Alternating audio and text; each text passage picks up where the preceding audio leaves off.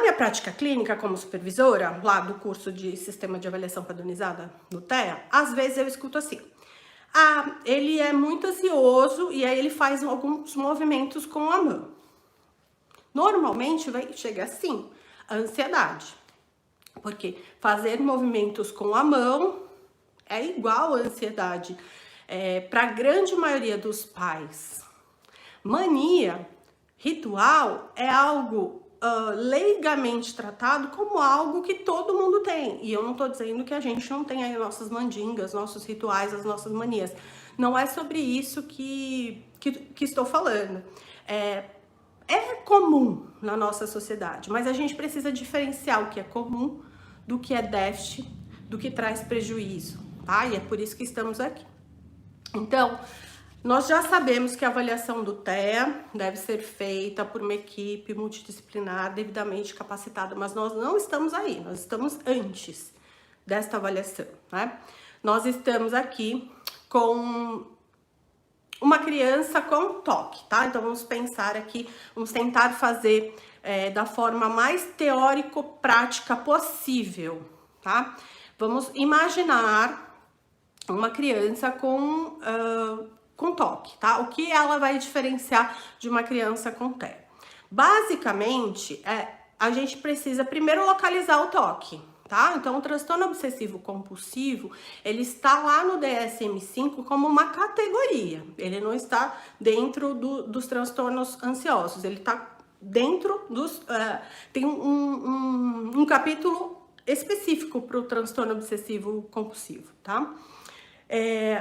A base dele é compreender que ele tem uma base cognitiva. E ele como eu preciso tentar falar aqui uma linguagem que todo mundo compreenda, mas vamos tentar balizar todo mundo.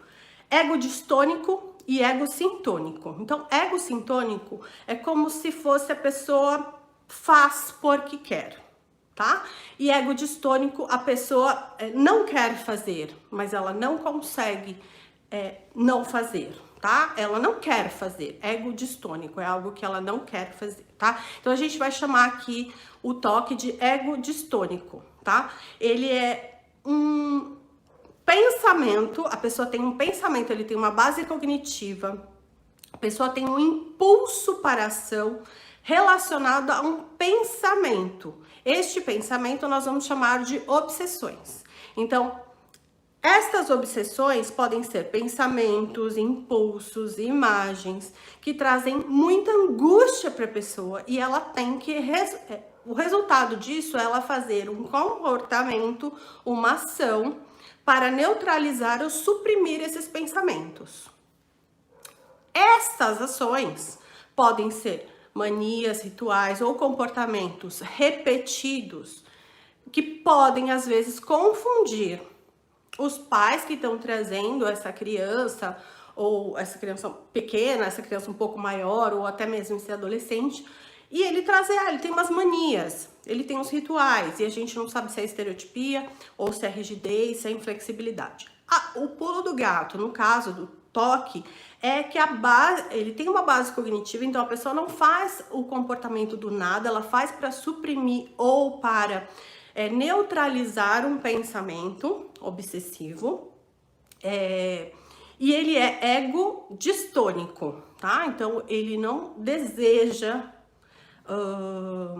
fazer isso.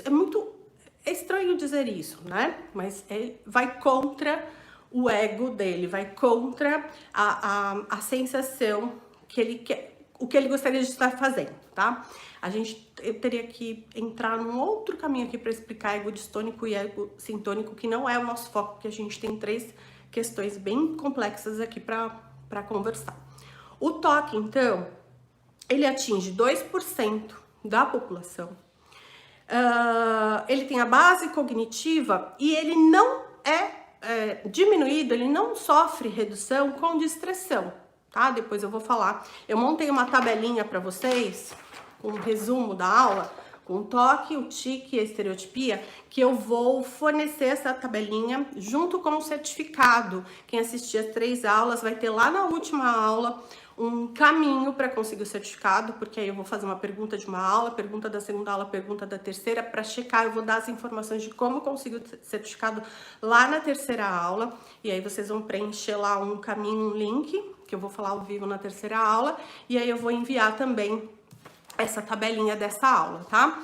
Então, tem algumas questões aí, ego distônico, base cognitiva, não reduz com distração, tá? Então, a pessoa vai continuar ali até ela conseguir suprimir ou reduzir aquele pensamento obsessivo, tá?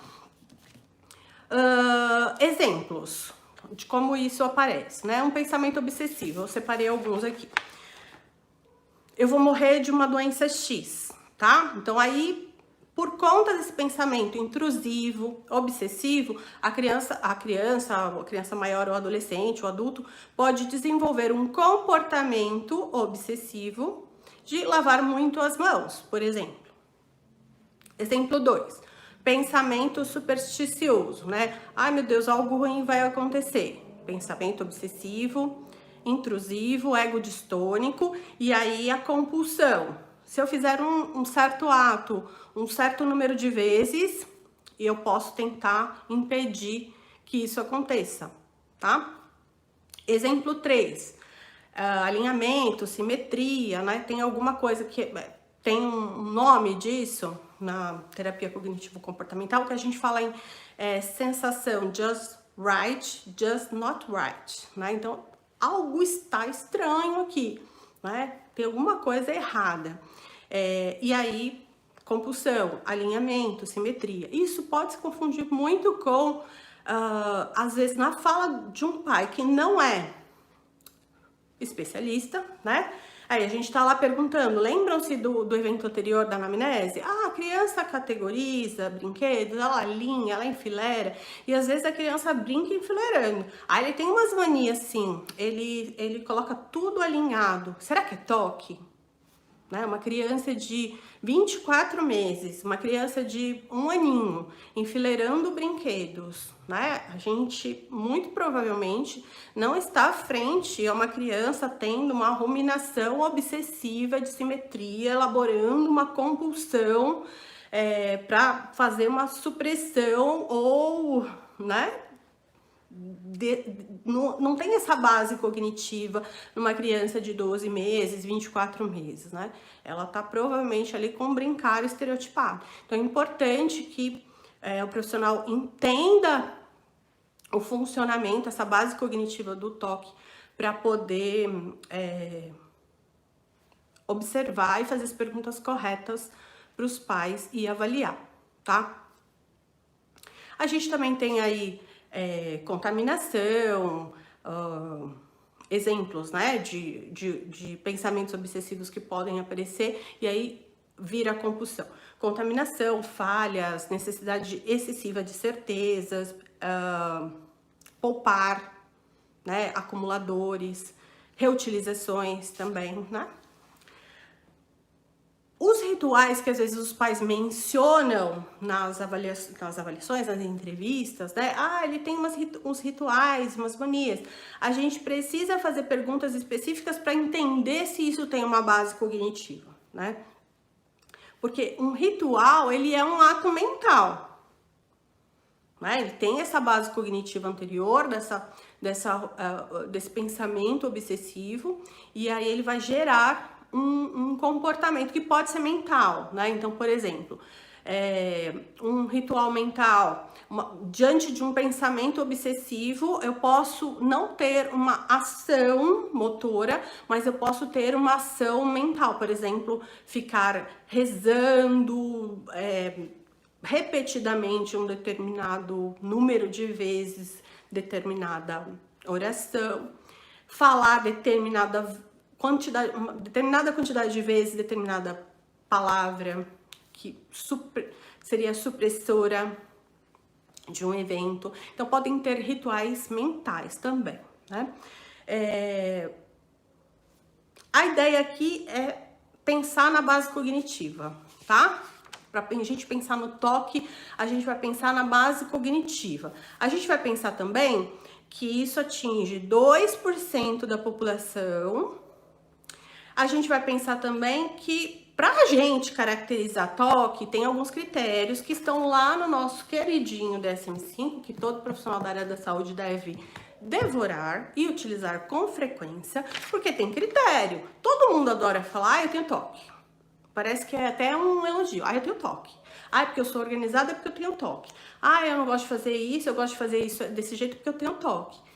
TOC é um transtorno que traz prejuízo, sofrimento, que tem critérios. Se você é um pouquinho rígida e tem umas manias com algumas coisas suas, mas isso não traz prejuízo e não preenche todos os critérios, você não tem TOC. Você só tem o seu jeitinho, né?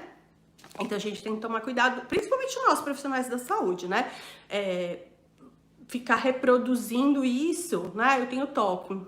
Será que você tem mesmo, né?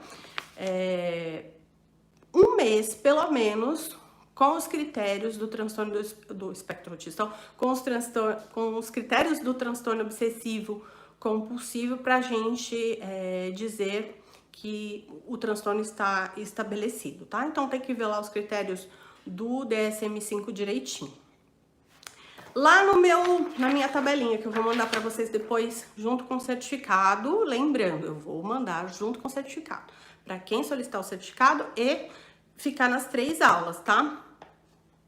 TOC, ego distônico, tem base cognitiva, não reduz com distração, a apresentação, ela é variável, tá? Pode se apresentar de infinitas maneiras, é prolongada, tá?